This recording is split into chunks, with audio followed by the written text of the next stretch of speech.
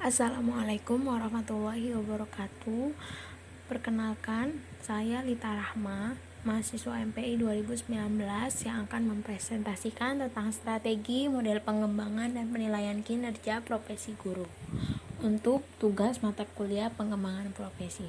Sebelumnya, tercapainya tujuan pendidikan sangat ditentukan oleh guru yang profesional dalam proses pembelajaran. Karena guru menjadi pihak langsung yang berhubungan dengan anak didik dalam proses pembelajaran. Guru yang profesional diharapkan memiliki kinerja yang baik dalam upaya meningkatkan kualitas anak didiknya. Maka diperlukan strategi, model pengembangan, serta penilaian kinerja untuk guru dalam meningkatkan kinerja sebagai seorang pendidik. Yang pertama, apa itu kinerja guru? Kinerja merupakan unjuk kerja seseorang dalam melaksanakan tugas-tugas yang telah dipercayakan kepadanya, baik secara kualitas maupun kuantitas sesuai dengan fungsi dan kedudukannya. Dan kemampuan usaha guru untuk melaksanakan tugas pembelajaran sebaik-baiknya dalam perencanaan program pengajaran, pelaksanaan kegiatan pembelajaran, dan evaluasi hasil pembelajaran.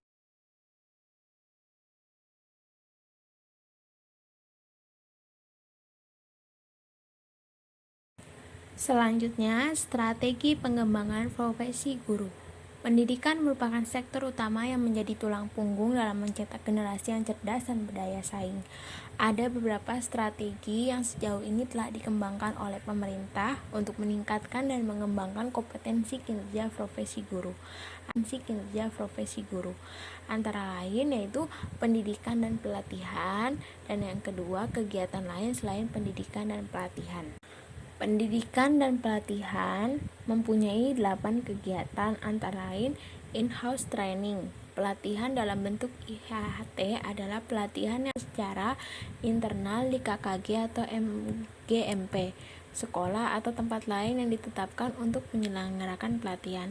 Strategi pembinaan melalui IHT dilakukan berdasarkan pemikiran bahwa sebagian kemampuan dalam meningkatkan kompetensi dan karir guru tidak harus dilakukan secara eksternal, tetapi dapat dilakukan oleh guru yang memiliki kompetensi kepada guru lain yang belum memiliki kompetensi.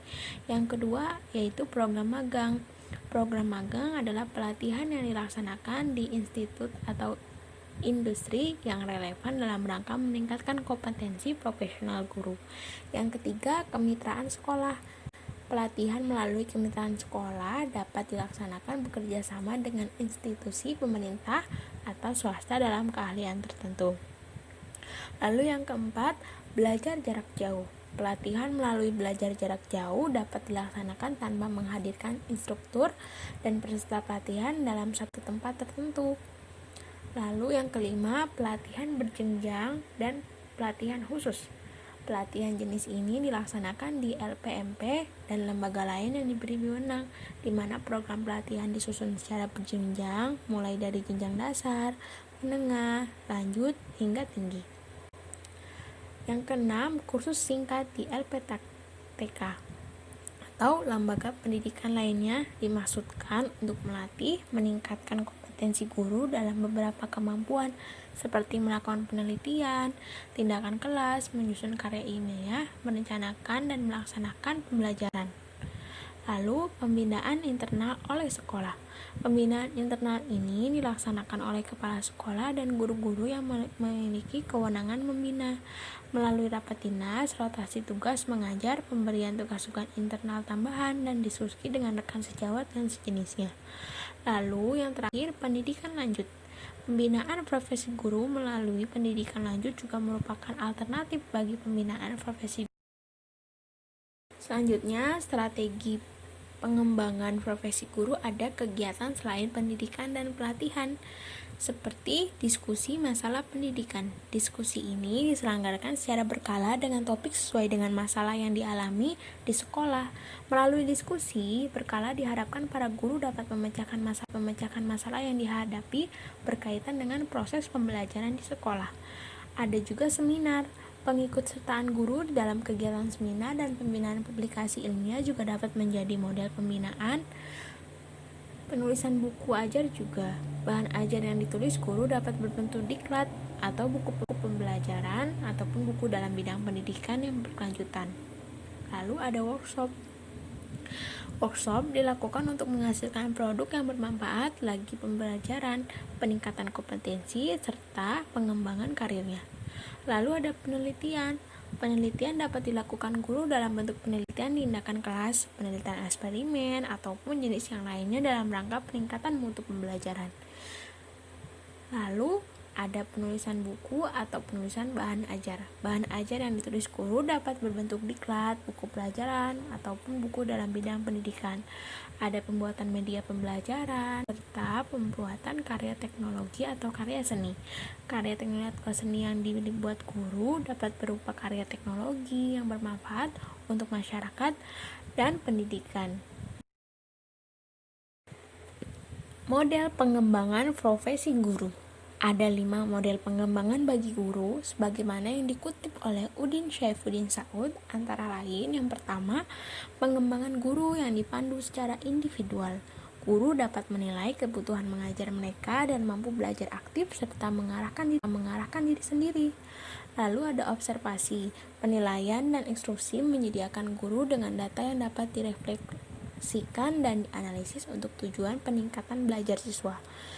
Ada juga keterlibatan dalam suatu proses pengembangan. Guru perlu untuk memperoleh pengetahuan atau keterampilan melalui proses peningkatan sekolah atau pengembangan kurikulum.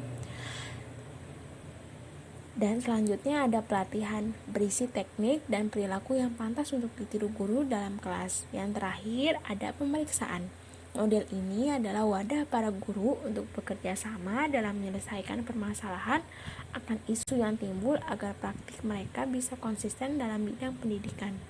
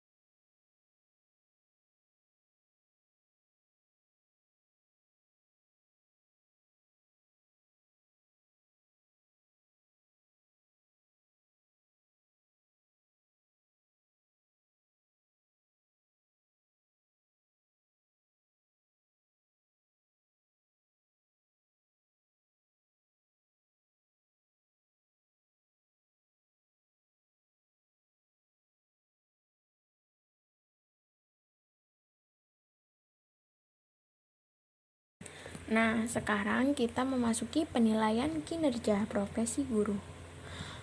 Apa itu penilaian kinerja profesi guru? Menurut Peraturan Menteri Negara Pendayagunaan Aparatur Negara dan Reformasi Birokrasi Nomor 16 Tahun 2009, penilaian kinerja guru adalah penilaian yang dilakukan terhadap setiap butir kegiatan tugas utama guru dalam rangka pembinaan karir, kepangkatan, dan jabatannya. Pelaksanaan tugas utama guru tidak dapat dipisahkan dari kemampuan seorang guru dan penguasa dan penerapan kompetisinya. Yang terakhir dari pembahasan ini adalah syarat sistem penilaian kinerja guru. Apa saja sih syarat sistem penilaian kinerja guru? Untuk memperoleh hasil penilaian yang benar dan tepat, penilaian kinerja guru harus memenuhi 3 persyaratan, yaitu valid sistem penilaian kinerja guru. Dikatakan valid bila aspek yang dinilai benar-benar mengukur komponen-komponen tugas guru dalam melaksanakan pembelajaran, pembimbingan, dan tugas lain yang relevan dengan fungsi sekolah. Lalu yang kedua ada reliable. Sistem penilaian kinerja guru dikatakan reliable atau mempunyai tingkat kepercayaan tinggi bila proses yang dilakukan memberikan hasil yang sama untuk seorang guru yang dinilai kinerjanya oleh siapapun dan kapanpun. Nah, yang ketiga ada praktis. Sistem penilaian kinerja guru dikatakan praktis bila dapat dilakukan oleh siapapun dengan relatif mudah, dengan tingkat validitas dan reliabilitas yang sama dalam semua kondisi tanpa memerlukan pernyataan tambahan. Demikianlah presentasi saya tentang strategi model pengembangan dan penilaian. Semoga dapat bermanfaat ya. Assalamualaikum warahmatullahi wabarakatuh.